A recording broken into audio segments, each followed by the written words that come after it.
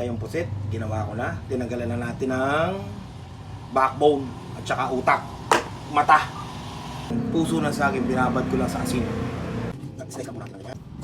Oh. 2.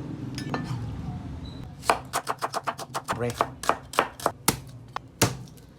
Yan natin chicken oil. Chicken bawang. Buyas. Lagyan na natin ng pusit. Wow, mga kadyerba. 1 teaspoon salt. And pepper. Mix. Ang puso ko. Lagyan natin ng konting oyster sauce. Halo-halo. Lagyan na natin ng suka. Iloko.